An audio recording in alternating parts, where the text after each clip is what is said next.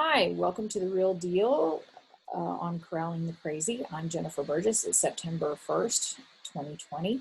Today I wanted to talk to you a little bit about planning. Sounds like a joke, right? So how do you plan anything when you don't know how you're going to feel that day?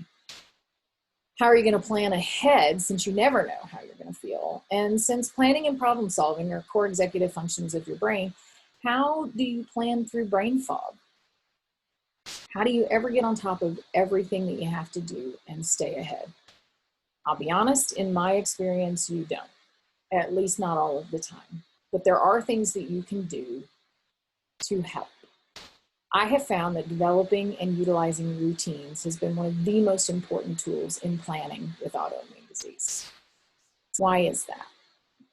Routines are regularly followed sequences of actions. Because they're followed on a regular basis, it doesn't necessarily matter that you do it every time because you know it has been recently done and has probably been adequately covered. For example, I have monthly routines on my calendar, like computer backups, organizing digital photos, filing papers, cleaning the microwave, all of those kinds of things. Some weeks I may have very low energy and a lot of pain, and I can't get out of bed or can't do much beyond getting out of bed, so forget about filing papers. But if I've been doing this every month as a routine, then I know it's not going to be too bad, and then I'm not going to be overwhelmed by piles of paper sitting everywhere if I skip a month.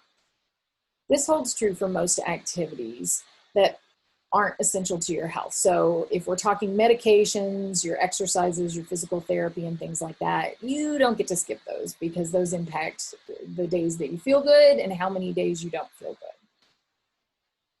So if you build and establish routines around all of the different tasks that you have, whether it's work or home, kids, husband, distant family, whatever it is, you're building yourself an insurance policy.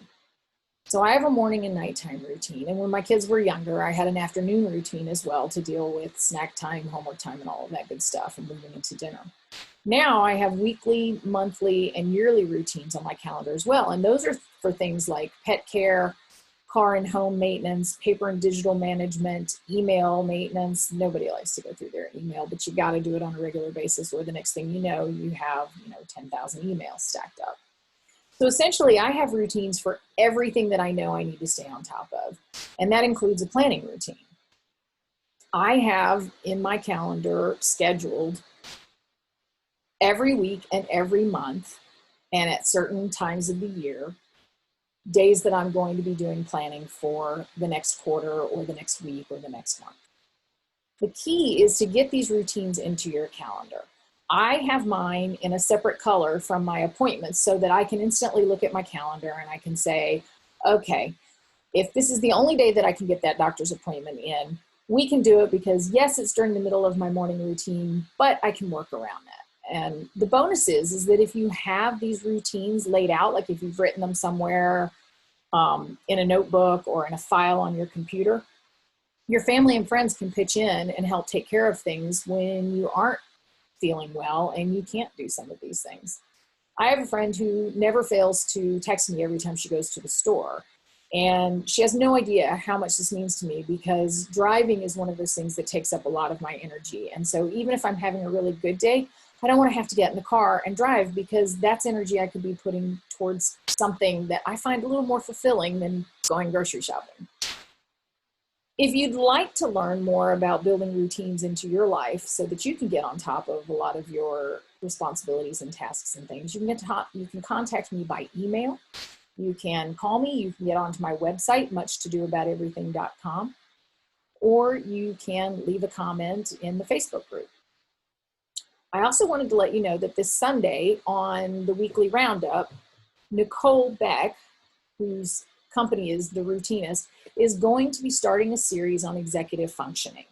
And the first in the series is about planning, and that will be this week. The details for that are on my website as well. And also we have a Facebook group, The Weekly Roundup. And we also have a website, theweeklyroundupgroup.com, and you can register to get the link for the Zoom email and those things. I really appreciate you tuning in. Don't forget to cut yourself a little slack and give yourself some grace this week. Put that into your routine. We'll see you next time. Thanks.